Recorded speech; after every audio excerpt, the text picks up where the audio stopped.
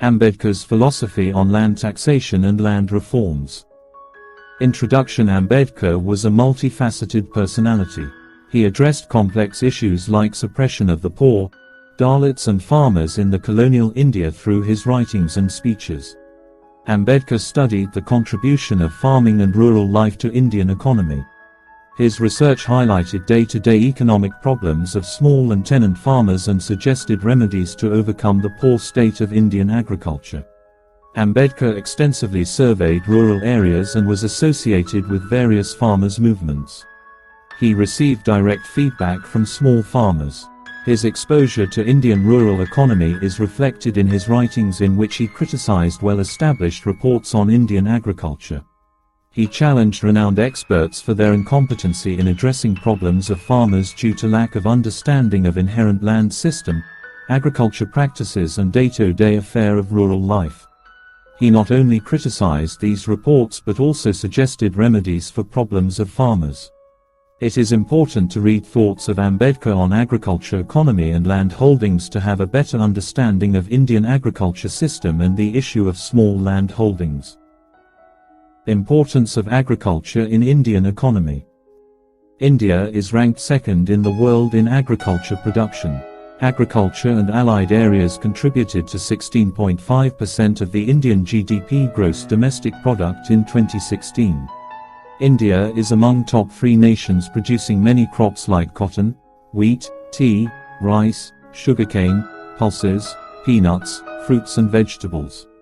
Agriculture is a basic source of income and employment for most of the rural people in India. The agriculture sector engages over 50% of Indian workforce. About 2/3 rural population depends on agriculture. The contribution of agriculture to Indian economy has been consistently declining since independence, particularly in the last 30 years. Agriculture and rural development have been the most neglected areas in policy making of the government.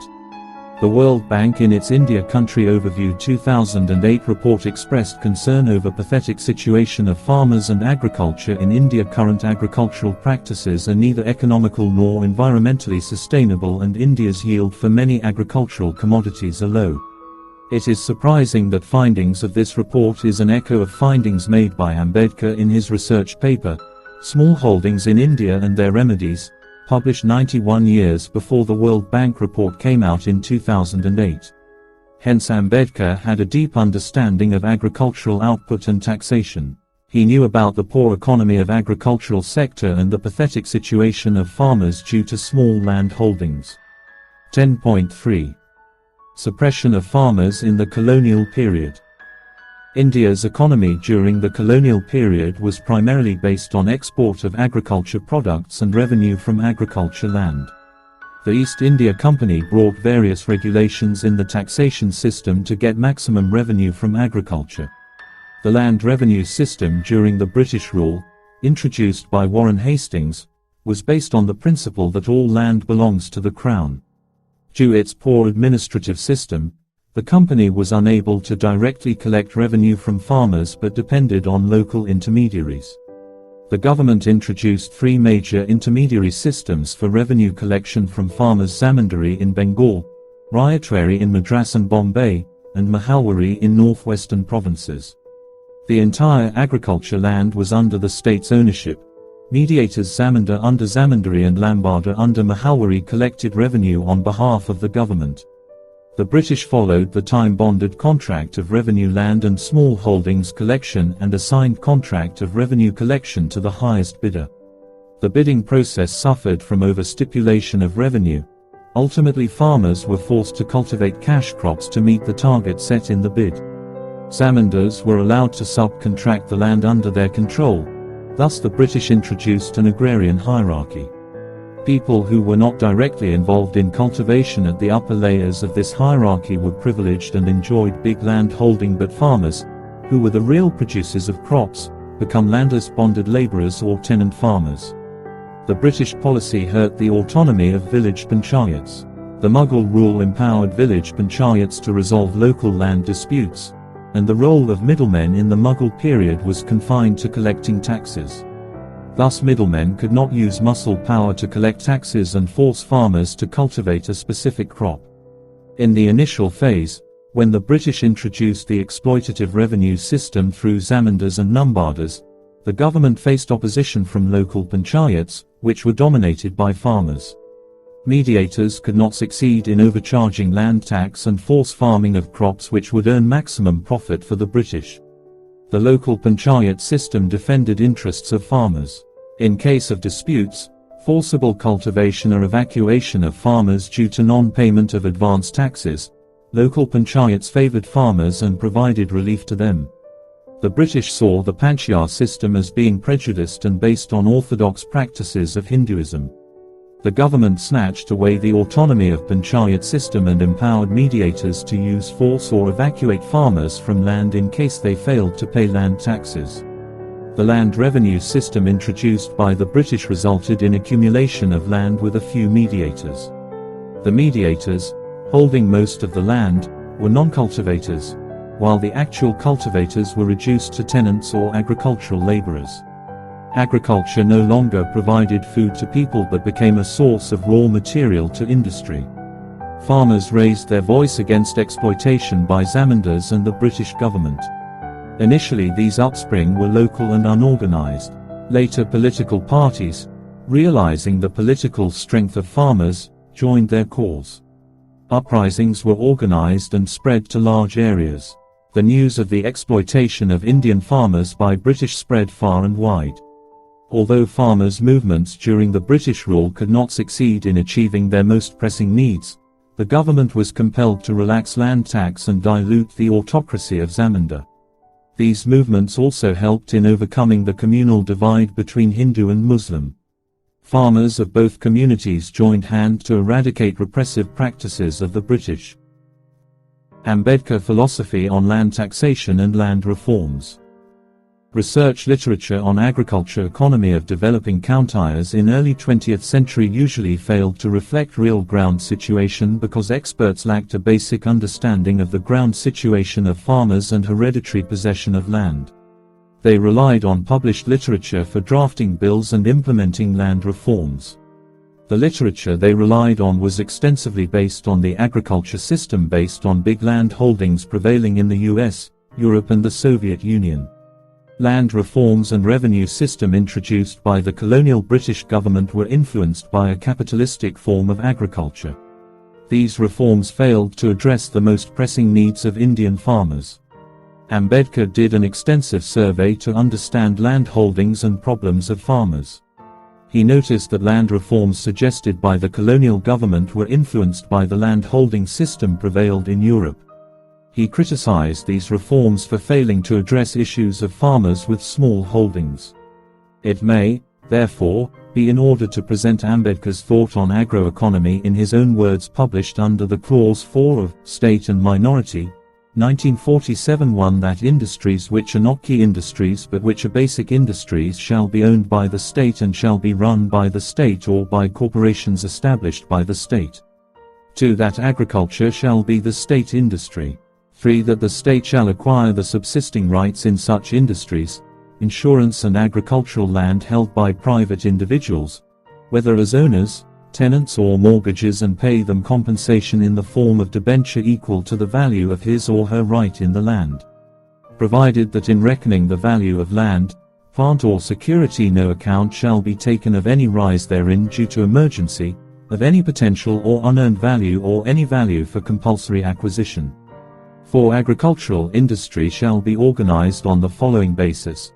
The state shall divide the land acquired into a farm of standard size and let out the farms for cultivation to residents of the village as tenants made up of group of families to cultivate on the following conditions. The farm shall be cultivated as a collective farm. The farm shall be cultivated in accordance with rules and directions issued by government. The tenants shall share among themselves in the manner prescribed the produce of the farm left after the payment of charges properly leviable on the farm. B. The land shall be let out to villages without distinction of caste or creed and in such manner that there will be no landlord, no tenant and no landless laborers.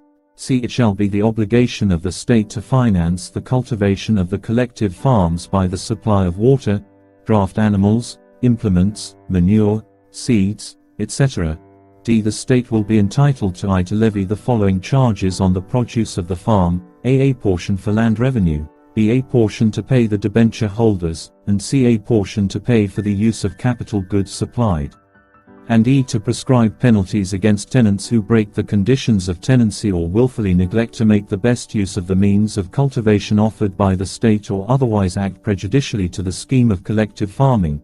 5. The scheme shall be brought into operation as early as possible, but in no case shall the period extend beyond the 10th years from the date of the Constitution coming into operation. Ambedkar dealt with agrarian reforms on many occasions. His views on agrarian reform can be classified into the following facets: a. Landless laborers, b. land revenue, c. land reform, d. cooperative farming, e. nationalization of land. A. landless laborers. Agricultural laborers are the backbone of Indian agriculture. Most of them are living below poverty line due to lack of purchasing power.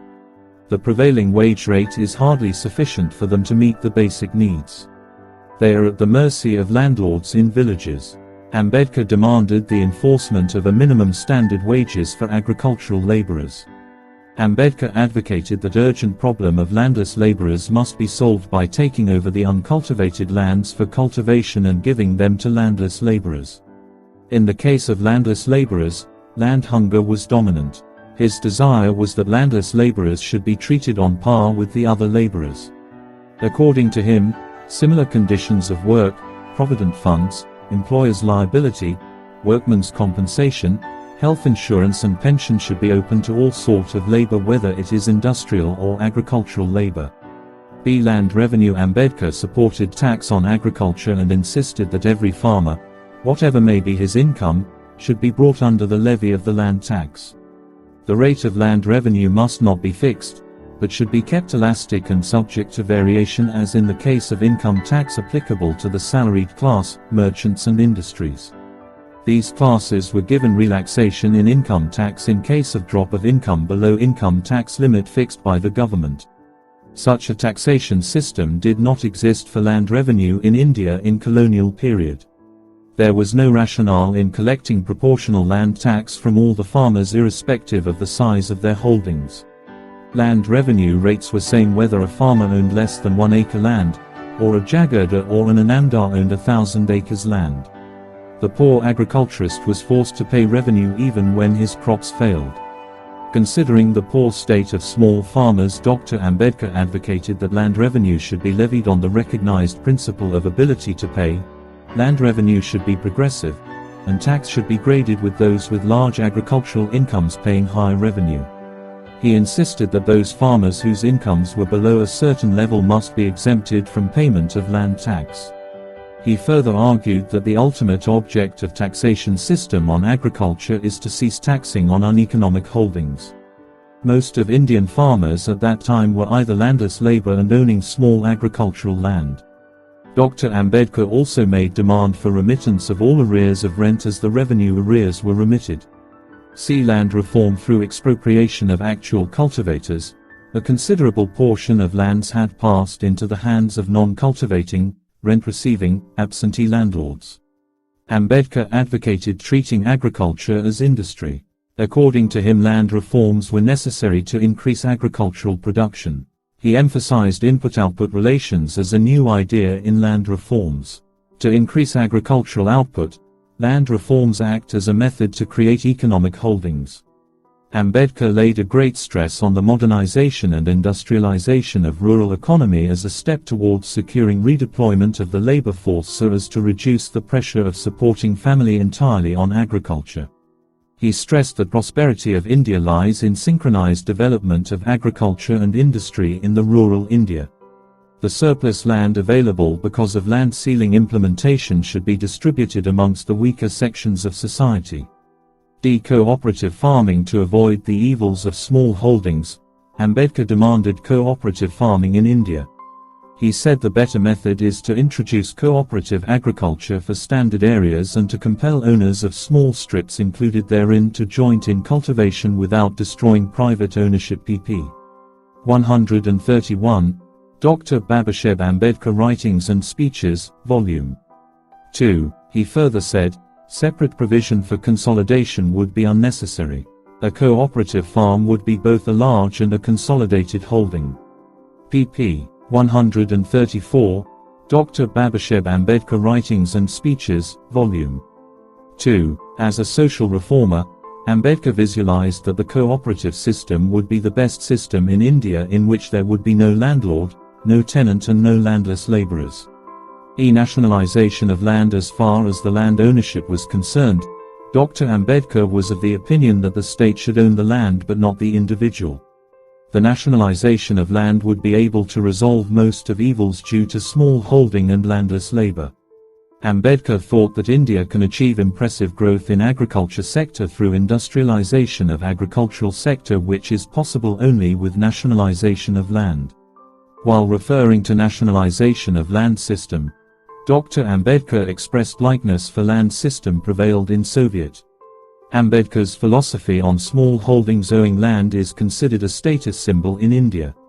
Agricultural holdings in India are dominated by small holdings. Land distribution patterns show that there is an unequal distribution of land holdings, and a vast area of land is in the hands of upper caste Hindus and other higher castes in India. Various land reform legislations have been conceived and implemented by state governments to achieve a fair and rationalized distribution of land holdings. But these legislations have not altered the agrarian structure sufficiently. Ambedkar studied the problems of small holdings in India and suggested remedies which are quite relevant even today.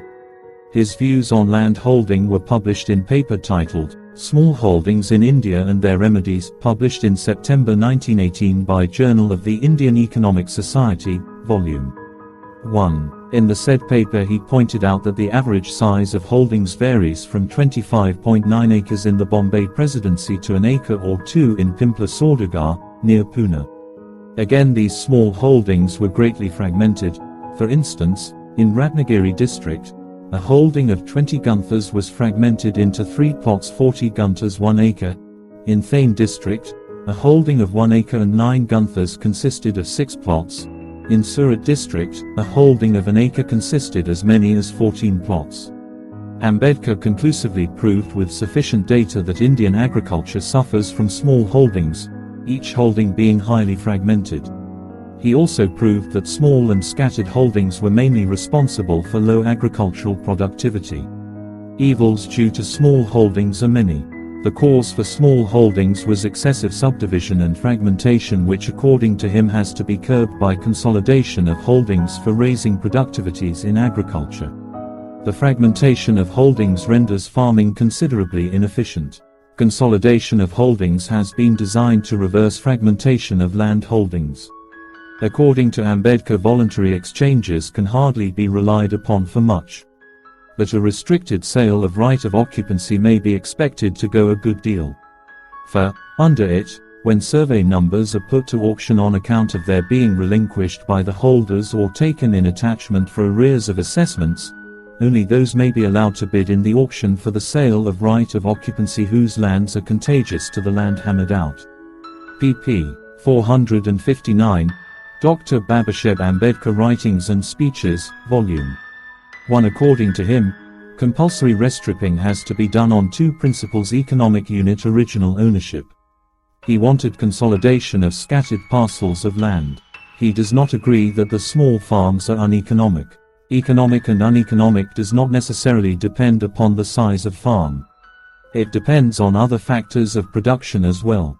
It varies with labor and also varies with capital. He also said it must be borne in mind that consolidation may obviate the evils of scattered holdings, but it will not obviate the evils of small holdings unless the consolidated holding is an economic, i.e. an enlarged holding. pp. 464, Dr. Babasaheb Ambedkar Writings and Speeches, Volume 1. He further added, I am inclined to think that under the present circumstances it is better to further reduce the farms. I do not therefore understand what is the use of enlarging the farms if, for instance, farmer has not got the wherewithal to cultivate the land. pp. 130, Dr. Babasaheb Ambedkar Writings and Speeches, Volume 2. He wanted to consolidate the scattered parcels in the holdings, but at the same time the landless also should get land to eke out their livelihood. Ambedkar viewed agriculture as industry and attempted to analyze the impact of small holdings on agriculture. To him, the existences of holdings are uneconomic, not however, in the sense that they are too small but that they are too large. pp. 472, Dr. Babasaheb Ambedkar Writings and Speeches, Volume 1. It is important to note that a study conducted by Thangaraj M. titled, Land Use Pattern in Tamil Nadu, MITS Working Paper No. 107, 1992 by size of holdings shows that the large farmers leave proportionately more land uncultivated than the small holdings. This indicates that there is a need for reduction of ceiling on land holdings. Dr. Ambedkar linked consolidation of land holding with economy, agriculture productivity and well-being of farmers. Consequently, the remedy for the ills of agriculture in India did not lie primarily in the matter of enlarging holdings, but in the matter of increasing capital and capital goods. He attacked the generally accepted concept of an economic holding, which states that a holding can be economical only when it allows a man a chance of producing sufficient to keep himself and his family in reasonable comfort after paying his necessary expenses. According to Ambedkar, the concept of economic holding should be understood not only from the consumption point of view but also from the production point of view. This is the correct view and applies even today to the situation in India, because to increase production, money and real capital in capital goods are essential. His further view was that if agriculture is to be treated as economic enterprise, size has not much significance. A holding be small or large depending upon the availability and use of other factors at his disposal. Size holdings is neutral in economic sense, and hence the view that a large holding is economic and a small holding is uneconomic is not correct, because the right or wrong proportion of other factors of production used along with land makes the latter as economic or uneconomic holding. Contribution of Ambedkar in introducing land reform. Ambedkar, through his speeches and writings, made the world aware of the exploitation and suffering of Indian farmers. Ambedkar was the first legislator of the first popular provincial assembly to introduce a bill for the abolition of agricultural tenants and securing occupancy rights to the tenants, who were the real cultivators. Ambedkar insisted on the abolition of landlordism, as it was economically wasteful and socially tyrannous. He said, "I too agree that after abolishing landlordism, the state must be the owner of the land and not the proprietor or the peasant. The natural consequences of the abolition of landlordism must be collective farming or cooperative farming. But we are too much individualists. The cooperative farming, though useful and improving in production, is regarded by the peasant as an aggression on our system. This is due to the individualist tendencies of our farmers. Though we abolished landlordism, we would not able to build our economy on sound basis by such methods. The whole outlook of our peasants must be changed, then and then only we would be able to reap the fruits of our revolutionary attempt to throw off the yoke of landlords." Quoted in Ishita Aditya Ray, Sarbapriya Ray 2011. B.R. Ambedkar and his philosophy of land reform and evaluation. Afro-Asia Journal of Social Science, Volume 2 1. Under the present circumstances, landlordism could be eliminated only through a substantial reduction of the ceiling on land holdings. The bill also made provision for payment of reasonable compensation to cots for the loss of their ownership rights to minimize resistance from landlords against transfers of ownership of land. Let us understand the Koti system. In the Konkan region of Maharashtra, the Koti system governed collection of taxes and resolution of owner-tenant issue in agriculture sector. Kotas collected tax on behalf of the government.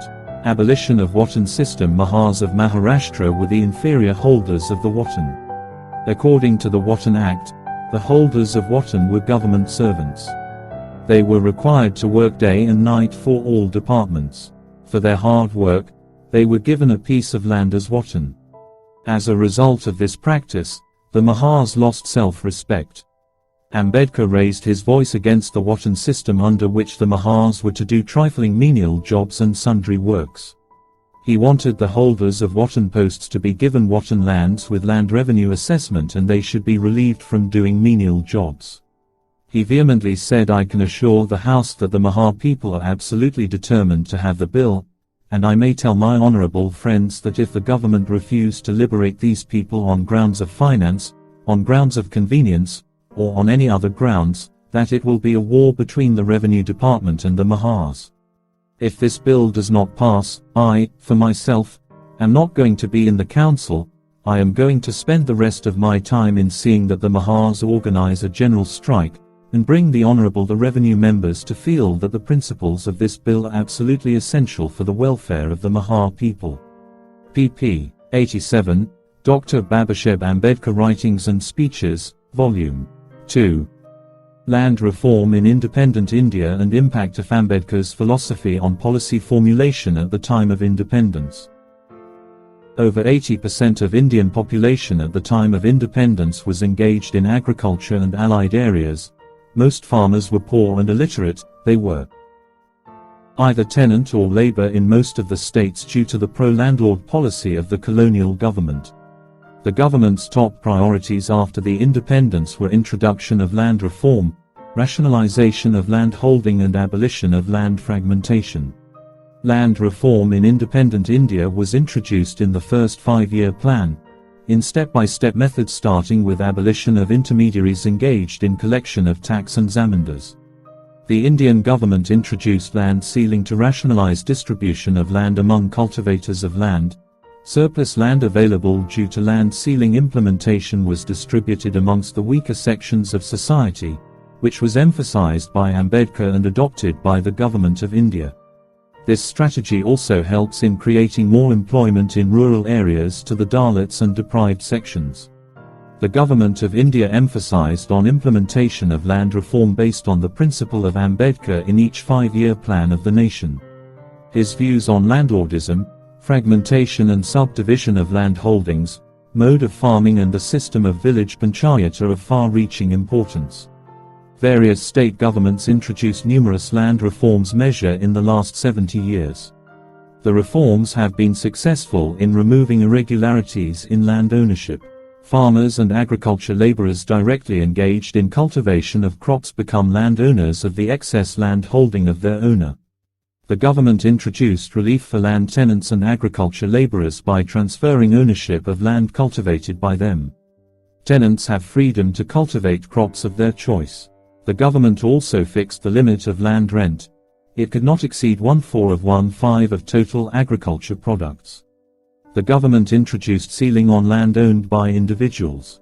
Land was primarily divided into two classes, i.e. a land cultivated by tenants and B land under direct cultivation control of landlord.